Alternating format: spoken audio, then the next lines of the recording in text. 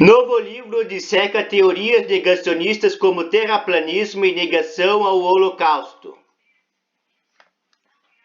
São Paulo, São Paulo, Folha Press, do novo livro Contra a Raridade, de edição Papyrus 7 Mares, 192 páginas, R$ 44,90, a microbiologista e pesquisadora Natália Pasternak e o jornalista Carlos Orsi se empenham em uma das atividades favoritas, combater o negacionismo.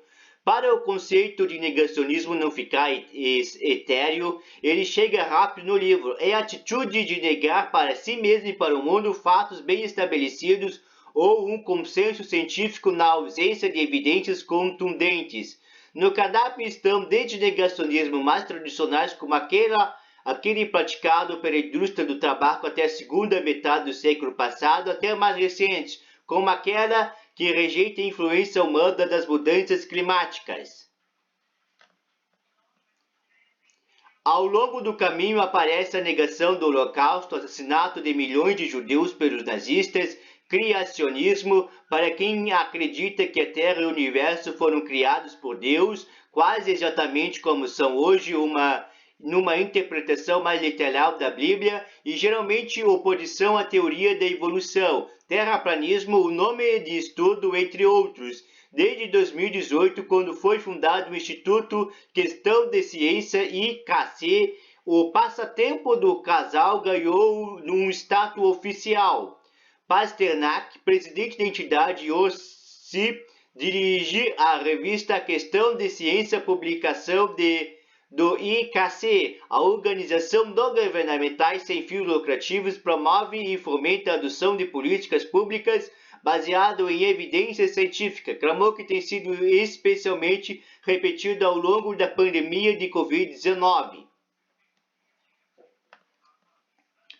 Foi fatídico. Avalia os autores que o convite para escrever o livro e o lançamento da obra tenham coincidido com um momento em que o negacionismo estava tão evidente como a negação, por exemplo, do poder da disseminação do SARS-CoV-2, o novo coronavírus, da gravidade da infecção pelo vírus, da eficácia da vacina e até mesmo da própria existência da pandemia. O livro seria escrito de qualquer jeito, estava nos nossos planos, mas não esperávamos que o Timing fosse tão importante. A gente nunca teve um governo tão negacionista quanto esse, disse Pasternak à Folha de São Paulo. Se não fosse agora, o lançamento seria um livro frio, como tantos outros, inclusive ótimos, que existe. O contexto faz o livro virar uma obra crente do jargão jornalístico. É muito legal lançar uma obra que fala sobre a conjuntura atual, mas também é assustador, afirma Orsi. Expor os negacionismos e dissecar seus métodos, como fazer os autores do livro, é uma forma de combatê-lo, mas e quanto quem os promove? Por que afinal existem pessoas negacionistas? Hoje é fácil analisar a situação da indústria do tabaco, por exemplo.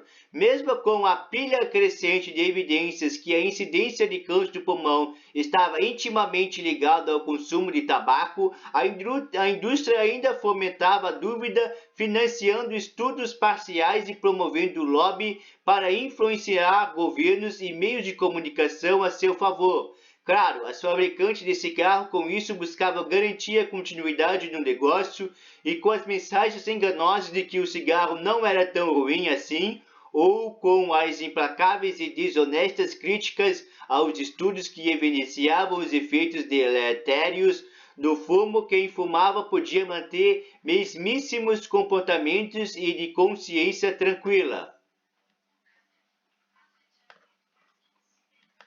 Nem sempre há um interesse econômico por trás de um negacionismo, mas o negacionista comumente está tão investido naquelas mensagens ou narrativas que passa a se tornar um ônus mental e social de se desvencilhar daquilo, explica Orsi. O custo de ficar sem o acolhimento de um grupo pode ser determinante para que esses comportamentos até mesmo sobrepujem a quantidade e a qualidade e disponibilidade de boas informações. Ainda assim, defende Pasternak que é fundamental informar de uma forma acessível. Nosso papel não é convencer, a gente quer que a informação científica circule numa linguagem adequada e numa forma que as pessoas entendam. Se alguém procurar no Google por vacinas, a pessoa não pode só cair em página anti-vacina.